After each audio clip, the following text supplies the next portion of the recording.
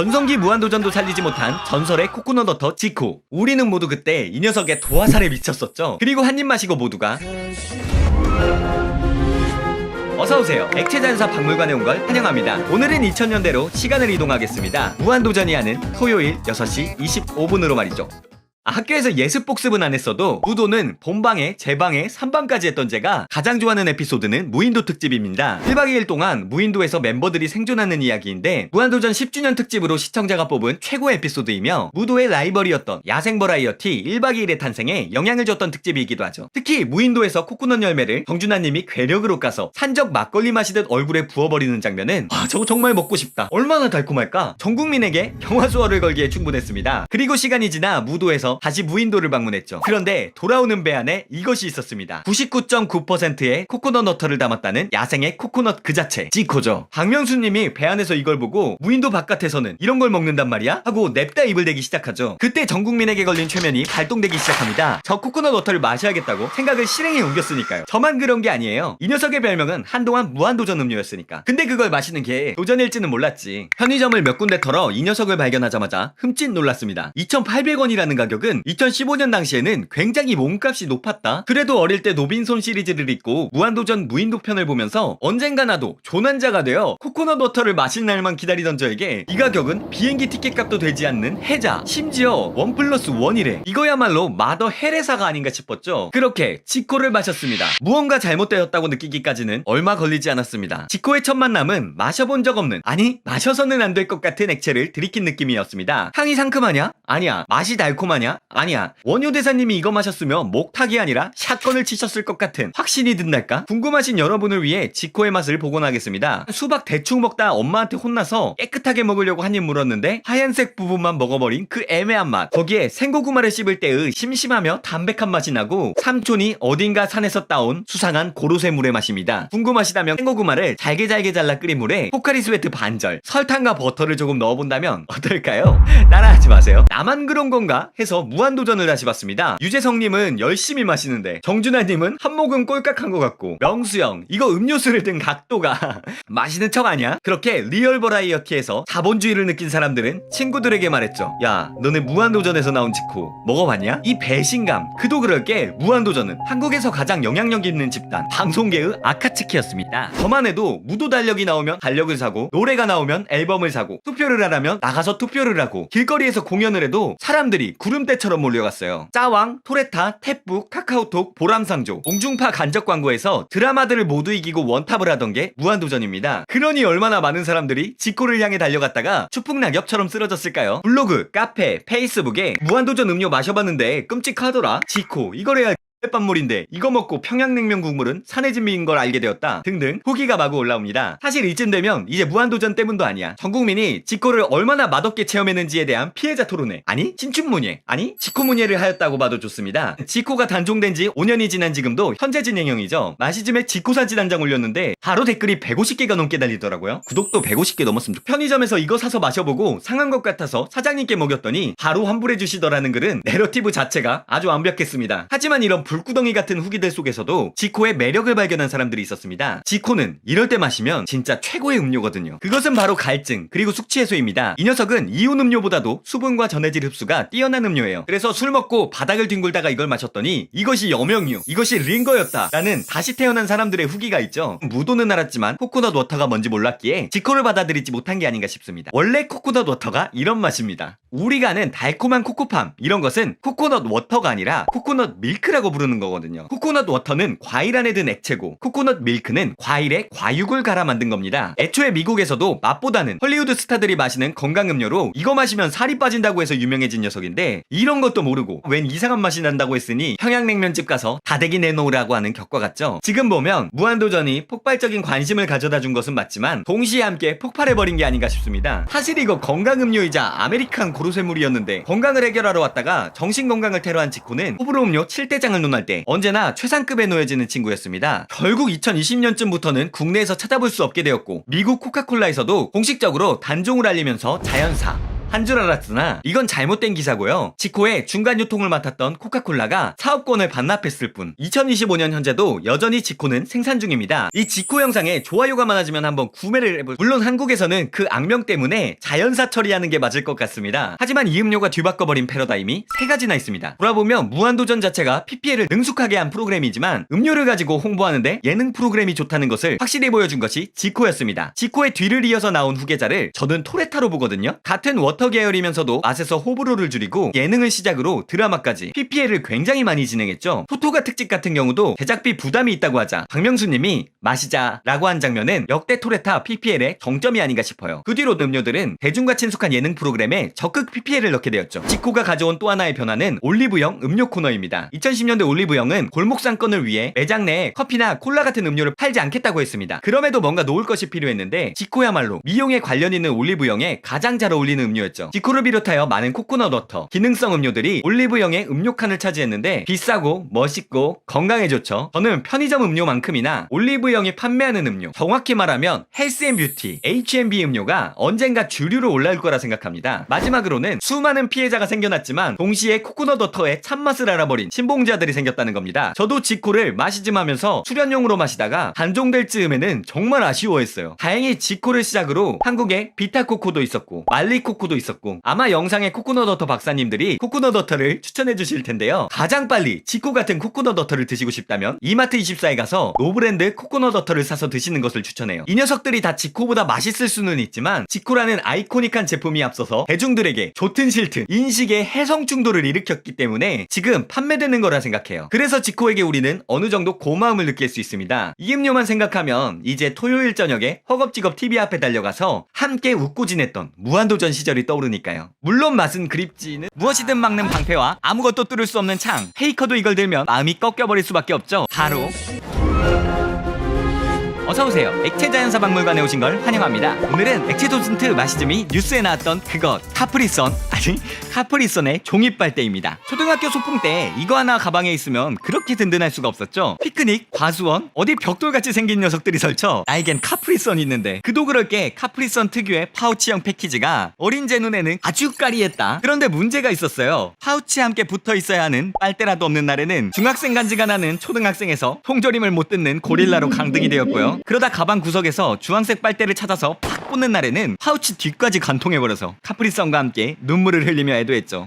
빨대가 조금만 더 약했더라면 이런 불상사가 이루어지지 않았을 텐데. 그 소원이 2023년 이루어지게 됩니다. 네 소원을 듣고 플라스틱 빨대를 종이 빨대로 바꿔봤어. 그리고 그 누구도 카프리선을 뚫지 못하게 되었습니다. 한 번만 더 기회를. 무능한 놈. 끝이다. 그때는 몰랐었죠. 카프리선 파우치가 전설의 드래곤이라면 카프리선 주황 빨대는 드래곤 슬레이어였다는 사실을. 졸지에 이 종이로 너프된 빨대를 들고 카프리선을 뚫으려다 보니 카프리선에 생채기도 못 입히고 이렇게 꺾이고 말았죠. 마시즘에 카프리선 사진을 올리자마자 100여 개의 댓글이 달린 것은 그만큼 카프리선 앞에 좌절감을 맛본 사람이 많다는 것입니다. 구부러진 창을 들고 있는 돈키호테는 결국 절규를 알고 말았다 라는 댓글처럼 우리 모두가 꺾여버린 게 아니겠습니까? 이건 페이커도 중꺾마 할 수 없어요. 제 생각에는 이건 공차 알바생 혹은 전집중 호흡 사용자만이 뚫을 수 있는 것이었지만 방법을 찾아내고 말았습니다. 그래서 마시즘 콘텐츠가 뉴스에도 나왔죠. 구독도 하셨겠죠? 바로 한국인이길 포기하고 뚫는 게 아니라 끼워 넣는다는 느낌으로 빨대를 끼워 넣으면 됩니다. 그런데 그것은 페이지 1 비극의 시작이었을 뿐입니다. 빨대를 꽂았어? 이제 종이 빨대를 타고 올라오는 가정통신문의 맛을 느껴보시겠습니까? 그것마저 견딜 쯤에는 종이 빨대가 풀려버린 마네처럼 흐물흐물한 종이로 돌아가 버리고 말죠. 여러분은 카프리선 종이 빨대에 대한 어떤 추억을 가지고 계신가요? 댓글 남겨주시면 박물관에서 귀한 자료로 쓰겠습니다. 결국 잔인하게 꺾여버린 빨대를 버리고 보약 한 첩 집어먹듯 카프리선을 마셔야 했던 한국인의 치욕과 분노는 2025 오늘날의 분노 사회를 만든 게 아닌가 정말 진지하게 생각을 해봅니다. 반전은 카프리선 이전의 종이 빨대는 불편하긴 하지만 나름 개념찬 행동이었다는 거예요. 그것은 2015년 한 영상에서 시작됩니다. 바다거북이 코에 플라스틱 빨대가 박혀서 빼주는 영상인데 이게 무려 1억 뷰를 기록했죠. 저는 너무 끔찍해서 아직 아직 다 보지 못했습니다. 분명한 것은 우리가 흔히 쓰는 빨대가 바다로 흘러가고 바다 생물들을 괴롭힌다는 건 빨대를 버렸을 뿐인데 우리가 환경 폭력 배웠어? 그래서 이 나쁜 빨대 하면서 빨대를 없애 버리지는 못하고 새로운 대안을 찾게 된 것이죠. 그 중에 가장 유망한 것이 자연 상태에서 생분해가 되는 종이 빨대였고 2018년 스타벅스를 필두로 카페와 음식점 등이 빠르게 종이 빨대로 전환을 했습니다. 물론 그때도 종이 빨대와의 첫 만남은 충격적이었죠. 이건 진짜 몇 번 마시면 빨대가 두루마기처럼 풀려버리는 경지였거든. 아무튼 스타벅스나 카페는 컵이니까 입을 대고 마시면 되는데 카프리선 얘는 어떡하라고? 이빨로 먹으라는 건가? 아 진짜 그렇게 드셨어요? 종이 빨대 다 의미 없다. 빨대는 꽂혀야 빨대다. 결국 2024년 말 카프리선은 플라스틱 빨대로의 정상화를 발표합니다. 사실 중간에 더 강화된 종이 빨대도 만들었었는데 성남 민심은 종이라는 말에도 쉽게 타버리는 마그마가 되어버렸죠. 결국 주황색 플라스틱 빨대로 돌아온 후 힘 조절에 실패해서 파우치를 관통하더라도 안 뚫리는 것보다는 나으니까 하면서 감사히 마시고 있죠. 한 가지 위안을 더 전해준다면요, 유럽의 카프리선은 아직도 종이 빨대를 쓰고 있어요. 종이 빨대로 카프리선 얼마나 빨리 마시는지 기네스 레코드도 있더라. 아니 너는 태생부터 비닐 파우치인데 종이 빨대를 고집해서 뭐하니? 라는 말을 할 수도 있겠습니다. 하지만 자연의 파괴, 기후위기에 대한 문제의식이 시험 전날 벼락치기처럼 닥친 2010년대 말에는 그런 걸 따질 수 없었어요. 유럽은 여전히 플라스틱 빨대는 완전 금지입니다. 한국도 2022년 식당과 카페 등에서 플라스틱 빨대 사용을 금지시키기로 하였는데 결국 계도기한이 무기한 연장되었죠. 카프리선 역시 당시 시대적 환경에 맞춰 뭐라도 친환경적으로 바꾸어야 했던 것이죠. 그렇다고 카프리선을 재활용이 가능한 캔이나 페트병에 담는다? 한때 그런 루머가 돌았을 때 많은 사람이 동요했을 만큼 카프리선에게 이 파우치는 생명이거든요. 독특한 것은 미국입니다. 2025년 트럼프 대통령이 종이 빨대는 녹는다, 끔찍하다며 플라스틱 빨대로의 귀한 행정조치를 발동했죠. 사실 이 양반 전부터 선거 시기에 트럼프 플라스틱 빨대 굿즈도 팔았었어요. 빨대를 다시 위대하게? 그러다 보니 막혀있던 울분이 터져나온 거죠. 종이 빨대는 나쁘다, 어쩌면 더 안 좋은 게 아닐까? 사실 우리가 쓰는 플라스틱도 친환경적일 수도. 맞아요, 처음에는 말이죠. 1959년 스웨덴의 공학자 스탠 구스타프 툴리는 비닐봉투를 발명합니다. 왜냐면 그는 환경이 파괴되는 걸 눈뜨고 보지 못했거든요. 종이봉투를 만들기 위해 수많은 나무가 베어지고 있다고? 그래서 종이봉투를 대체할 완벽한 내구도의 비닐봉투를 만듭니다. 물론 그 비닐봉투를 한 번만 쓰고 버릴 것이란 생각은 못했지만, 이렇듯 플라스틱의 가장 큰 장점은 만드는 데 가격이 얼마 들지 않고 무지하게 튼튼하다입니다. 단점 역시 마찬가지죠. 가격이 얼마 안 되니 쉽게 버리고, 버려졌는데 이거 썩지를 않아. 결국 우리는 골라야 하는 것입니다. 플라스틱 빨대의 장점은 가격이 싸고 만들기 쉽고 튼튼하고 종이 빨대에 비해 탄소 배출도 적다. 반면 종이 빨대의 장점은 이 모든 단점을 가졌지만 자연 상태에서 분해되는 속도가 압도적으로 빠르다는 것이죠. 종이 빨대가 200일 걸리는 거, 플라스틱 빨대는 500년 이상 걸린다는 연구도 있죠. 그래서 여러분의 선택지는 세 가지입니다. 첫 번째, 일단 마시고 살아야지, 플라스틱 빨대로 돌아간다. 두 번째, 플라스틱 쌓지 마, 종이 빨대로 돌아간다. 세 번째, 둘 다 웃기고 앉아있네, 그냥 빨대 쓰지 마. 무엇을 고르셨나요? 아마 대부분 3번을 고르셨을 거예요. 빨대 논쟁의 순기능 중 하나는 결국 기가 빨려서 빨대를 사용하지 않는 사람들을 만든다는 게 아닌가 싶어요. 저부터도 그렇습니다. 나 요즘 바나나 맛 우유 빨대 말고 직원으로 뚫어 먹는다고. 그럼에도 저는 이 모든 논쟁과 도전이 무의미하다고 보지는 않습니다. 빨대 사태 덕분에 우리는 쓰레기를 버린 후에 이 녀석들이 어떻게 되는지를 알았고, 페트병 같은 활용률이 높은 플라스틱을 제대로 수거하고 또 다시 사용되는 움직임이 있죠. 기업에서도 더 이상 플라스틱을 많이 생산하지 않도록 여러 연구를 하고 자신들만의 답을 내놓고 있어요. 그런 와중에 카프리선에 종이 빨대의 교훈이 한 가지 있다면, 사용자를 고려하지 않고 단순히 재료만 바꾼 것만으로는 대중에게는 오히려 역효과라는 것이겠죠. 마시는 즐거움을 알리는 마시즘도 이런 이슈를 만나면 환경에 대해 여러 생각과 책임감을 가지게 됩니다. 하지만 당장 종이 빨대를 들고 카프리선을 뚫으라고 하면 분노부터 올라오거든요. 그래서 액체자연사 박물관에서 정의하는 카프리선 종이 빨대는 이렇습니다. 카프리선 종이 빨대는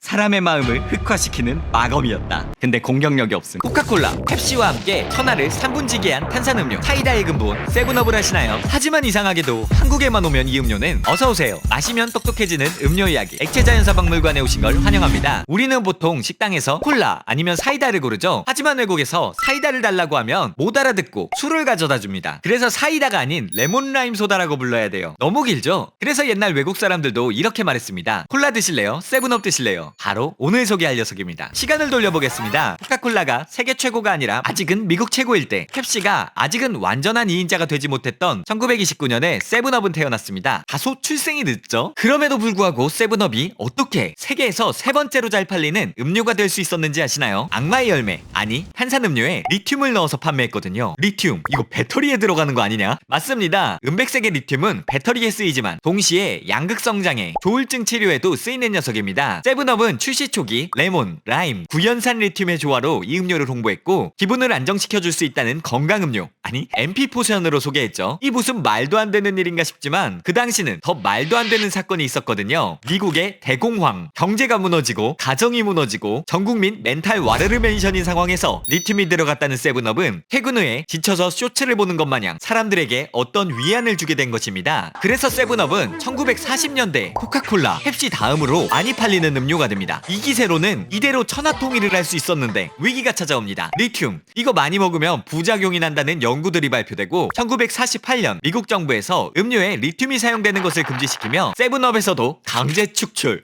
당하게 됩니다. 우리가 마시는 세븐업은 리튬이 없으니 안심하고 드세요. 아, 한국에선 자연사 있지. 하지만 음료왕을 향한 세븐업의 열정은 원피스의 밀짚모자 해적단과 같았습니다. 탄산음료의 지배자가 된 코카콜라와 그의 유일한 호적수인 펩시를 물리치기 위해서는 또 다른 무기가 필요했어요. 그리고 세븐업은 이들에게 이렇게 선언합니다. 나는 콜라가 아니야. 언콜라 캠페인이라고 불리는 이 파격적인 선언은 생각보다 효과가 대단했는데요. 코카콜라와 펩시가 질리는 젊은 사람들에게 좋은 대안이 되었습니다. 사격 중지. 이제 세븐업을 마시는 게 힙스터다. 사실 그냥저냥 탄산음료 엑스트라 정도 되는 녀석이 언콜라라고 부르니 뭔가 어둡지 않고 투명하고 달짝지근하지 않고 청량하며 카페인과 색소가 들어있지 않은 건강한 음료 같다며 사람들의 호응을 받기 시작했죠. 이제 세븐업이 미국 원탑이 되는 건 시간 문제였습니다. 코카콜라, 옥상 올라와. 그런데 그게 따라올 줄 몰랐지. 코카콜라는 세븐업과 직접 부딪히지 않고 이것을 출격시켰습니다. 여러분도 아실 거예요. 1961년 출시된 스프라이트. 원래는 독일에 출시된 환타 클리어 레몬이었는데 아예 새로운 이름을 붙여 출시했다는 것은 마시즘을 구독하고 계신 분들이라면 모두 알고 있는 사실이죠. 감사합니다. 세븐업 입장에서는 기성음료가 아닌 젊은 음료로 어필을 하려고 했는데 이 녀석들 복제복제 열매로 완전 비슷한 음료를 냈네. 심지어 70년대 스프라이트는 10대들 사이에서 떠오르는 미국의 음악 장르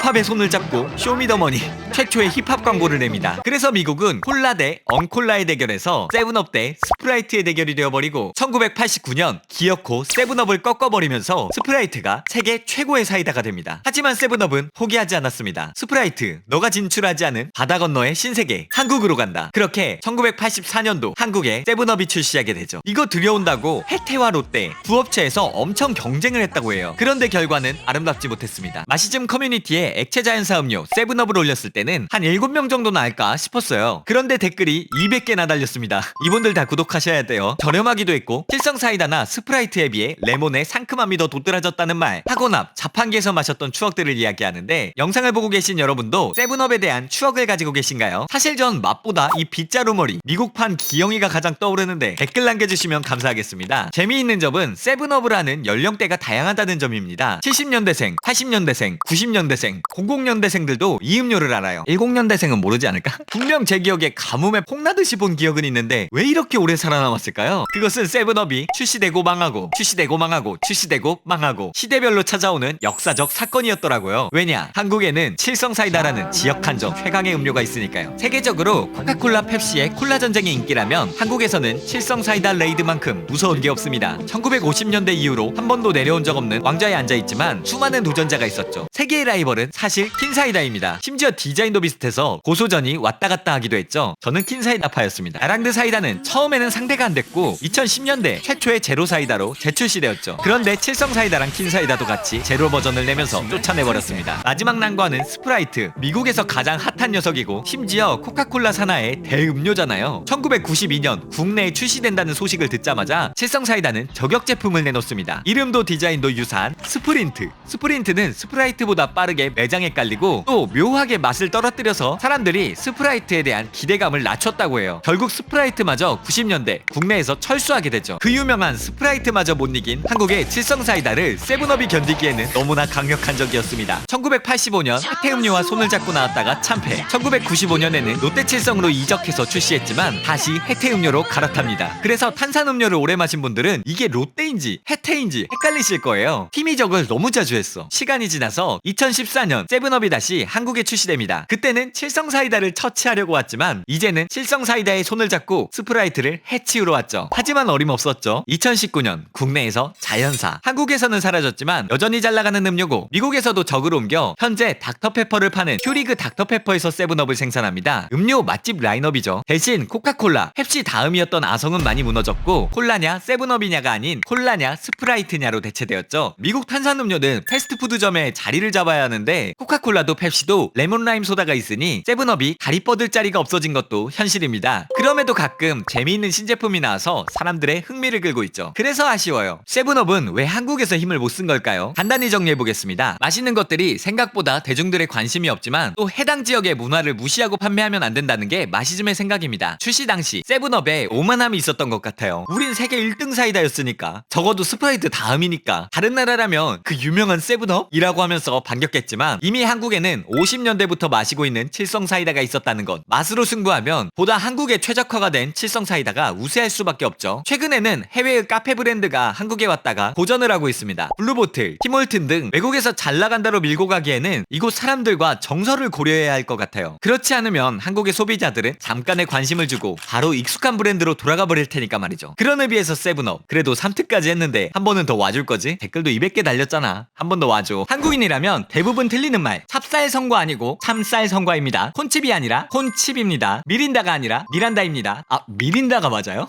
어서오세요. 알고 마시면 똑똑해지는 이야기 액체자연사 박물관에 오신 걸 환영합니다. 오늘은 모두가 알지만 모두가 틀리게 불렀던 그 녀석 미린다입니다. 어릴 때 식당에 가면 콜라 옆에는 사이다 그리고 오렌지 소다가 있어야 국룰이죠. 보통 아주머니들이 콜라 먹을래? 환타 먹을래? 할 때 환타요 라고 말하면 이게 왔습니다. 미린다. 아니 선생님, 환타를 주셔야지 어찌하여 테무 환타를 주시는 것입니까? 라고 말할 수 있지만 미린다도 사실은 근본 있는 음료입니다. 알고 보니 이 녀석 스페인의 국민 음료거든요. 1959년에 만들어진 미린다는 감탄스러운 원더풀이라는 뜻을 가지고 있습니다. 당시 유럽에는 동네마다 대장 탄산음료들이 과일 맛이 났거든요. 프랑스의 오랑지나 독일의 환타, 스페인에는 미린다가 있었습니다. 어느 날 미린다에게 미국에서 온 한 콜라가 말합니다. 너 나랑 같이 일 안 해볼래? 그렇게 1970년 펩시 산하의 적단이 된 미린다는 전 세계로 여행을 떠납니다. 마시즘 게시글에 미국에 갔는데 미린다를 발견했다는 댓글도 있었죠. 그렇습니다. 이 음료는 200여 개 국가에서 판매하는 굉장히 글로벌한 녀석입니다. 어쨌거나 펩시가 미린다를 부른 이유는 단 하나입니다. 당시 코카콜라가 환타와 팀을 맺고 전 세계를 지배하고 있었으니까. 콜라 대전에서 이제부터는 태그 매치, 우리도 미러전이다. 여러분도 마시즘에 환타나 미린다가 되어주실래요? 맞아요. 구독 감사합니다. 그렇게 갑자기 전 세계 오렌지 맛 탄산음료들의 전쟁이 열리게 됩니다. 한국은 거의 정상결전에 가까웠죠.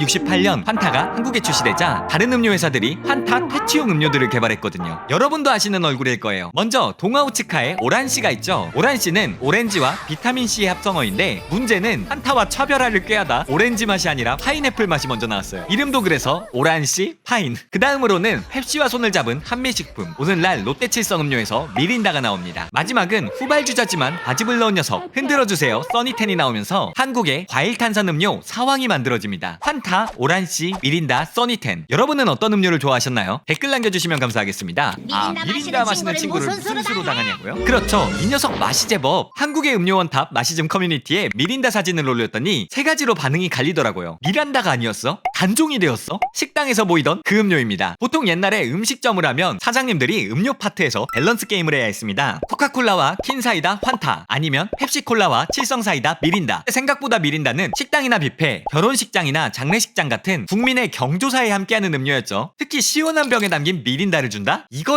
바로 내 마음속 맛집이요, 소울푸드가 되는 것이죠. 살짝 환타보다 모자라 보이는 포지션으로 시작했지만 괜찮은 맛과 가격이란 것도 아주 큰 메리트였습니다. 슬러시를 해 먹어도 콜라나 사이다에 섞어 먹어도 아쉽지가 않아. 그냥 맛있어. 문제는 오직 하나입니다. 사장님들은 이걸 환타라고 부르고 손님들은 이걸 미란다라고 불러. 미린다인데 50년 동안 제대로 부르는 사람이 하나도 없어. 드라마 폭삭소가 수다를 보면 애순씨가 환타는 미란다 옆에 있어야 더 잘 팔려 라고 말하죠. 그 이유를 추측하자면 미린다 로고에 있는 이파리 때문에 린이 란 같기도 하고, 미란다의 원칙, 미란다커 이런 말들 때문에 그런 것인지 미란다가 입에 더 잘 붙는 것 같다는 게 제 생각이고요. 심지어 옛날 신문에서도 또는 심지어는 롯데칠성 관계자도 헷갈려서 미란다라고 부르기도 했다는 이야기는 놀랍게도 사실입니다. 무려 50년 동안 미린다를 미란다로 불렀으면 그냥 둘 다 맞는 걸로 하자 아닌가? 안타깝게도 미린다는 환타를 완전히 이기지 못하고 어느샌가 편의점에서 찾아보기 힘든 음료가 되었습니다. 학교 문방구 앞 슬러시 연성음료 고트라는 별명도 훨씬 값싼 탑시라는 음료가 대체하고 말았죠. 결국 2023년 미린다는 트로피카나 스파클링과 함께 국내에서 자연사 무려 51년 만에 단종되고 말았습니다. 그런데 사람들이 단종된 줄도 모른다는 게 이 음료의 비극이 아닌가 싶습니다. 식당에 갔는데 주인 아주머니가 콜라 줄까 환타 줄까 했는데 미린다도 아니고 함스가 나오는 거예요. 그제서야 우린 깨닫죠. 아, 너가 떠났구나. 이제라도 미린다가 자연사했다는 사실 아신 분들은 추모와 추억의 댓글을 남겨보시는 것은 어떨까요? 미린다를 대체한 탐스 이 친구도 원래 옛날에 있었다가 자연사한 녀석인데 제로로 리뉴얼되어 미린다의 자리를 차지했다는 것은 소소한 TMI입니다. 물론 여전히 해외에 나가면 미린다를 만날 수 있습니다. 마치 우리나라에서는 국민 모두 미란다라고 부르듯이 러시아, 브라질, 이탈리아 등에서는 아예 다른 이름으로 부르기도 하더라고요. 가만히 특유의 로고를 본다면 아, 미린다 너구나 국경을 초월한 감동의 재회를 할 수 있을 것입니다. 더 큰 비극이 있습니다. 바로 고향인 스페인에서도 미린다가 자연사 했다는 것이죠. 세상에. 해적단의 선장인 펩시가 스페인의 또 다른 과일 음료 카스를 인수했거든요. 그러면서 포지션이 겹치는 미린다를 단종시켰습니다. 무려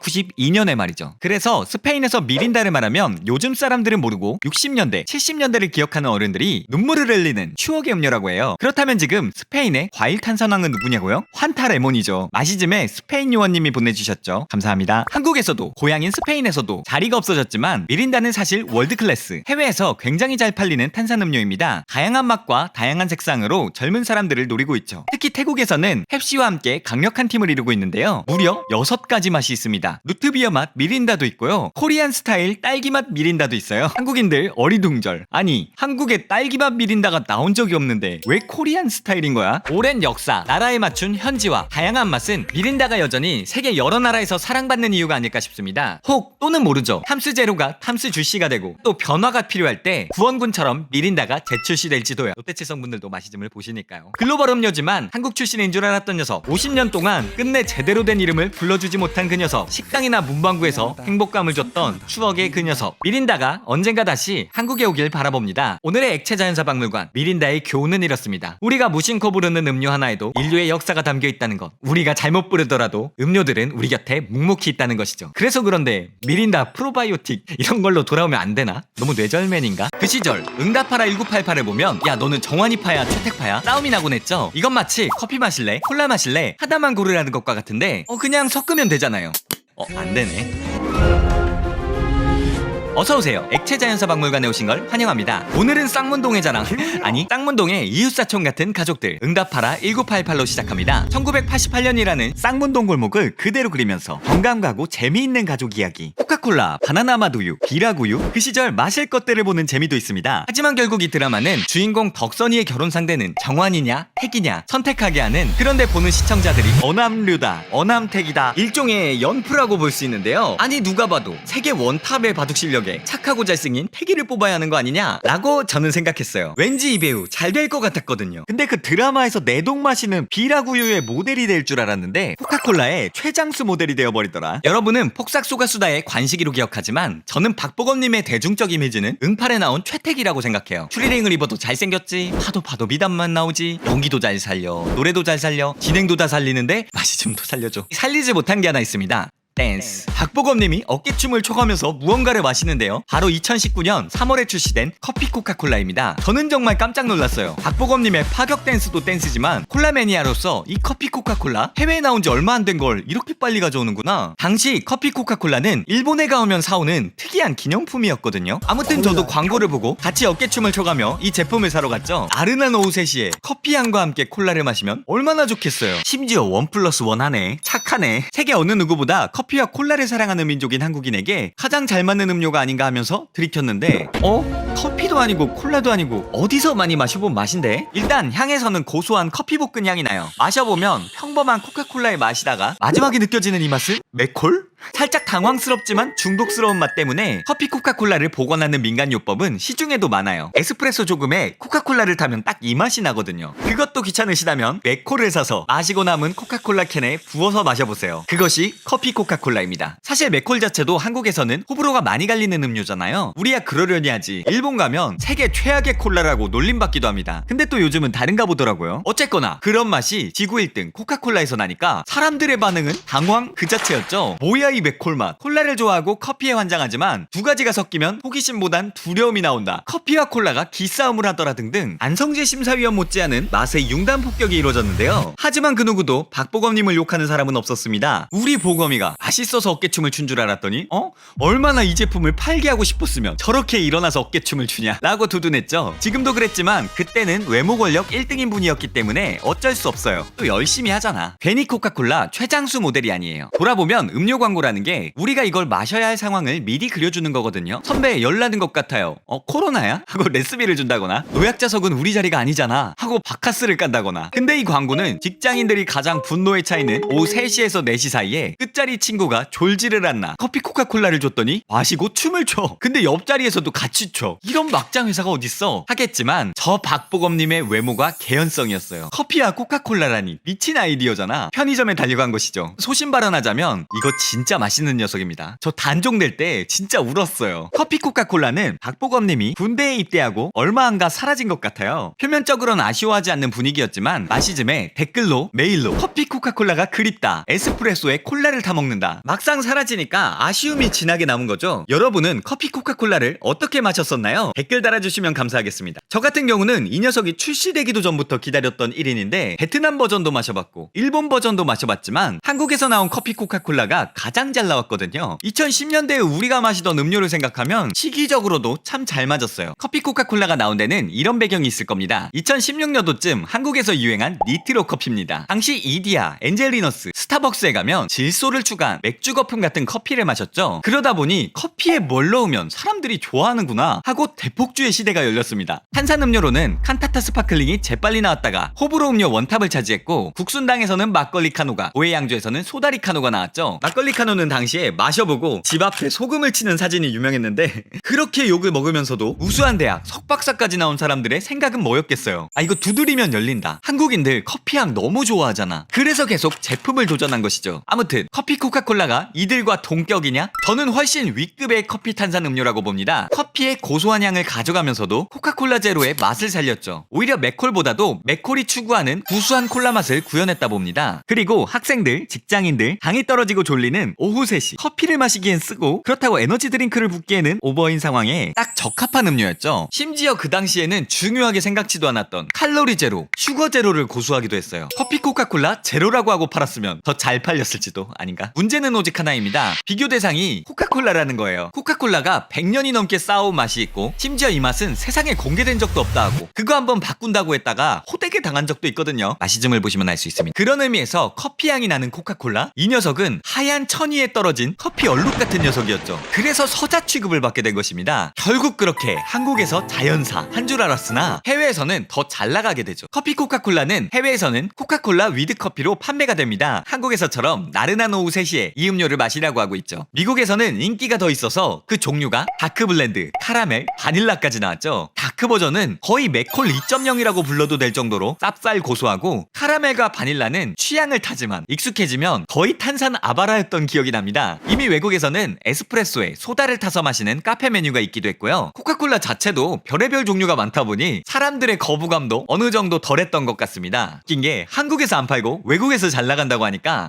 또 먹고 싶다 이런 생각도 들더라고요. 코카콜라라는 브랜드, 나쁘지 않은 맛, 확실한 사용처, 박보검까지. 코카콜라 커피는 좋은 기회를 가지고 야심차게 도전했지만 코카콜라라는 자신과의 대결에서 이기지 못하고 사라지게 되었습니다. 그 뒤로 코카콜라는 다시 오리지널만 내냐고요? 아니요. 코카콜라 커피가 남긴 가장 위대한 업적은 문을 열어버린 것입니다. 코카콜라 우주맛, 코카콜라 마시멜로우 맛, 코카콜라 꿀맛, 코카콜라 한류맛, 청난 녀석들이 나오게 되는 차원의 문을 연 것이죠. 저는 당장에 이 새로운 콜라들이 받아들여지지 않는다 해도 두드리다 보면 언젠가 대중들의 마음을 사로잡을 새로운 제품이 나올 거라 생각해요. 모두가 오리지널만 원하지만 문매를 맞아도 나아가는 용기를 가지게 한 콜라가 커피 코카콜라가 아닌가 싶습니다. 여러분이 이 영상에 댓글을 남겨주시거나 여러 곳에 퍼가주시면 그 용기가 드래곤볼처럼 쌓여서 언젠가 부활할 수도 있겠. 가끔은 생각이 납니다. 앳된 모습으로 방송에 나와서 커피 코카콜라를 마시는 박보검님과 세상에 저런 음료가 있어? 라면서 편의점에 향했던 두근거림이 말이죠. 요즘 그런 도전이 많이 뜸해진 것 같기도 하고요.